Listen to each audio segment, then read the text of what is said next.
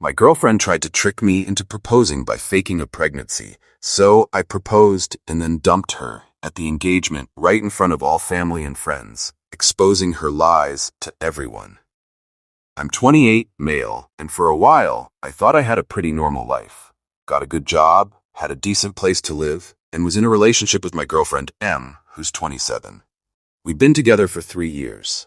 It wasn't perfect, but it was comfortable. We talked about marriage here and there, but I was in no rush.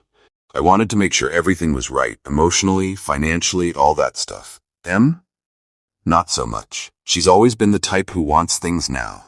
She's impatient, ambitious, and once she gets something in her head, it's like she can't let go until it happens.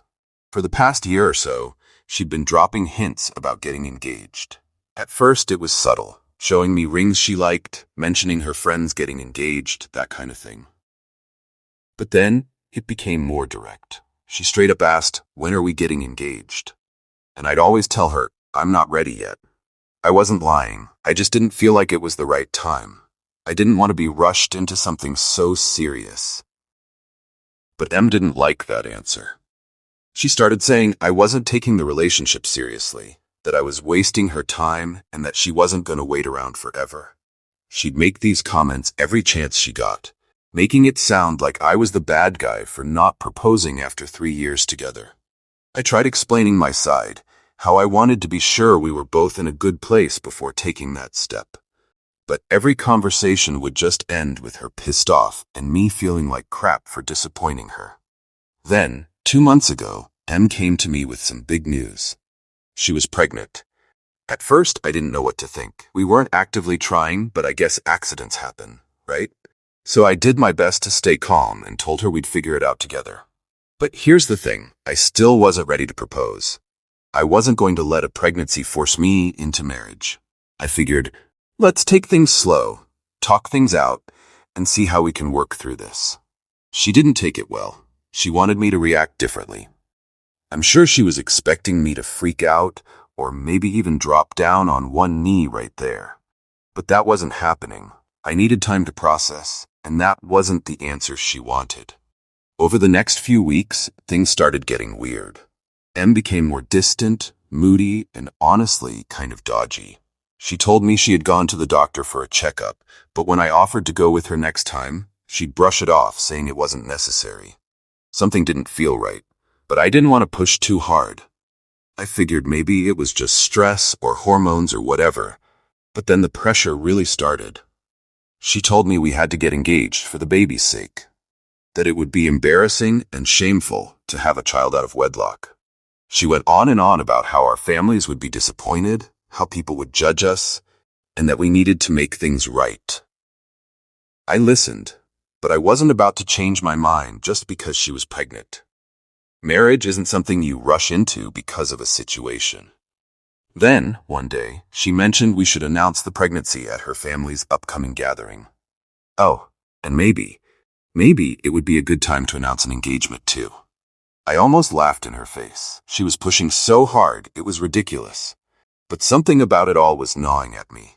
Her behavior, the weird evasiveness, it didn't add up. That's when I decided to dig deeper.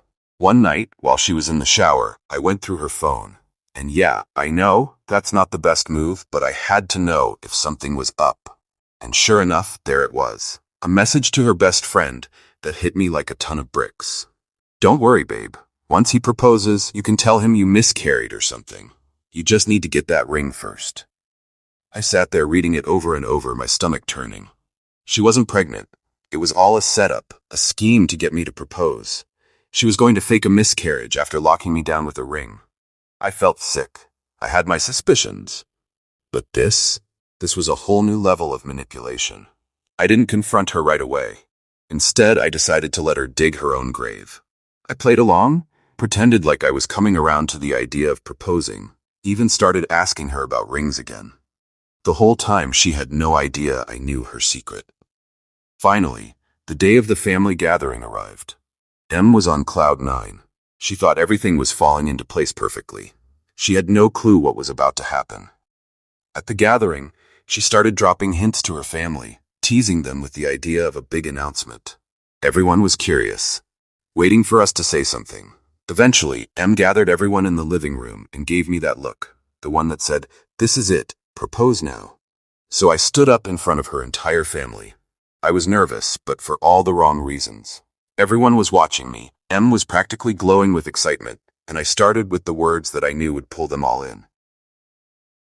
"Hey everyone, I have some big news," I said, pausing for effect. "Em and I are expecting a baby." The room exploded with excitement. Em was beaming, thinking she'd won. She grabbed my hand, squeezing it like she was ready for the next part of her plan. "And I've decided to take another big step today," I continued, pulling a small ring box from my pocket. Em's face lit up, and she looked ready to cry tears of joy. But I wasn't done. "I've decided to propose," I said, and then paused again, "that Em tells everyone the truth." The room went silent. You could hear a pin drop. Em's face went from happiness to absolute shock. "You see," I continued, turning to the crowd, "there is no baby. There never was. Em faked a pregnancy to get me to propose to her." Em stood frozen, her face drained of color as everyone stared at her. Her family looked horrified, confused, and some were whispering to each other in disbelief. "Em, you want to explain yourself?" I asked, looking her dead in the eye. She stammered. It's not like that. I was going to tell you. No, you weren't," I cut her off. "You were planning on miscarrying after getting the ring." I read the messages. Her best friend, who had been part of the scheme, looked like she was about to pass out. Em's mom finally broke the silence. "Is this true?" she asked, her voice shaky and filled with disappointment. Em couldn't even meet her mom's eyes. She just stood there, silently nodding, her face red with shame. I turned to everyone and said, "So no, I'm not proposing. In fact, we're done. I can't be with someone who would pull a stunt like this." And with that, I put the ring box on the table, turned around, and walked out. Em tried to follow me, but I didn't stop. I got in my car and drove away, leaving her and her lies behind me. Of course, it didn't end there. She blew up my phone for days after. At first, it was endless apologies. Texts saying how sorry she was, how she didn't mean to hurt me, and that she was just scared of losing me. She said she loved me, that she'd do anything to fix things. When that didn't work, the tone changed. She started blaming me, saying I was the one being unreasonable.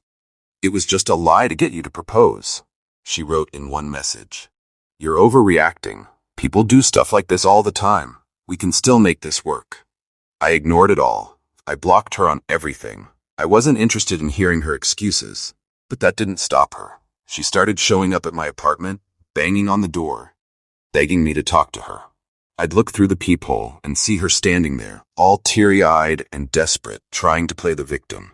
One night, she even stayed outside for hours, hoping I'd let her in, but I didn't budge. Then she started trying to make me look like the bad guy. She went to my friends, telling them I led her on and that I overreacted to a harmless lie. She tried to spin it like I was the asshole for dumping her. Some of them bought into her story at first, but once I explained what really happened, they all backed off.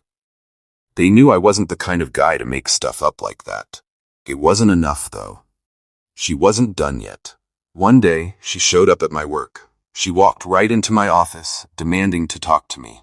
My coworkers had no idea what was going on. I had to step out, embarrassed as hell, while she stood there, crying and pleading in front of everyone. She tried to make it sound like I was abandoning her and our baby, even though I'd already told her I knew the baby was a lie. She didn't care. She wanted the attention, wanted to make me look bad. I kept my voice low, trying to avoid a scene. "Em, you need to leave," I said, teeth clenched.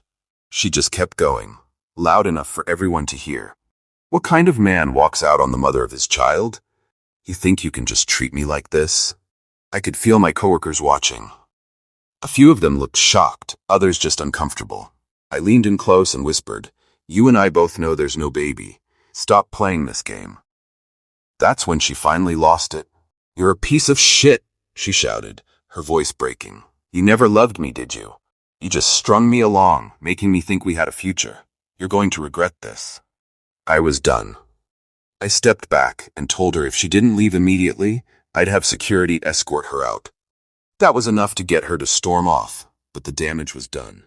My coworkers didn't say much, but I knew they were talking about it afterward. There wasn't much I could do, but hope the truth would come out in time.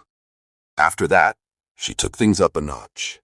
She reached out to my parents, telling them I was abandoning her during a pregnancy crisis and that she didn't know how to handle it. My mom, being the sweet, trusting person she is, agreed to meet with her. Em spun a sob story, crying about how she'd made mistakes but loved me and wanted to make things right. She didn't mention the fake pregnancy at all, just that we were having problems because I didn't trust her. When my mom called me later that day, I could hear the uncertainty in her voice. "She seems really upset," she said. "Is there any way you two can work this out?" That's when I told her everything. I explained how Em had faked the pregnancy, how I'd caught her plan to trick me into proposing, and how she was now trying to make me the bad guy. My mom was horrified. She apologized for even giving Em the time of day and promised not to let her manipulate her again. But the fact that Em had tried to involve my family like that, it pissed me off. Still, Em wasn't done. She showed up at my dad's house the next week, and then my sister's place after that. She was on a full-blown campaign to paint herself as the victim and make me look like a heartless jerk. She even got a couple of our mutual friends to believe her story, at least for a little while. One of them, G, called me up saying, "Man, Em's really going through it. I don't know what happened between you two, but you might want to hear her out." I didn't even waste time. I told G everything, straight up. No holding back. The fake pregnancy, the manipulation, the ambush at the family gathering, everything. G was silent for a moment, and then I heard him say, "Jesus Christ." I had no idea. After that, Em's hold on our friends started to fall apart. Word spread, and soon everyone knew the real story. But even with most people backing off, she still wasn't done. The final straw came during Thanksgiving. My family was having a quiet dinner when, out of nowhere, the doorbell rang. My dad went to answer it, and when he came back, he had a weird look on his face. It's Em," he said, glancing at me. I froze. What the hell is she doing here?" "She brought a pie, said she wanted to talk." I stood up, furious.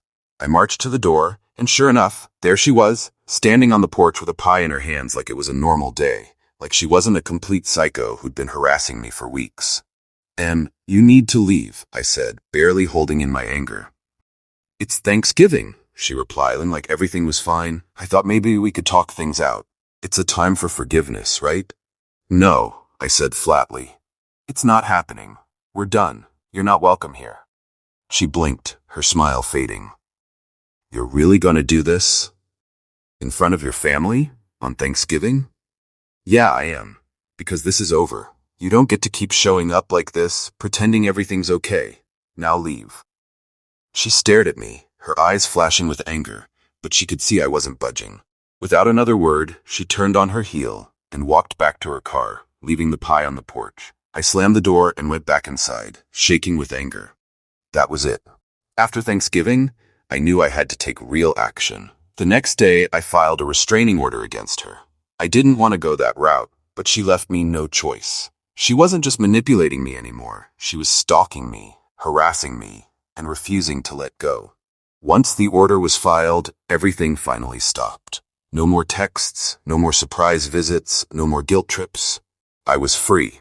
It took me a while to process everything that had happened. I couldn't believe how far she'd been willing to go to get her way, how entitled she felt to control my life. It wasn't just about the fake pregnancy. It was the lies, the manipulation, the way she tried to twist the truth to make herself the victim and me the villain. She wasn't looking for love or a real relationship. She was looking for control. Looking back, I realized I dodged a bullet.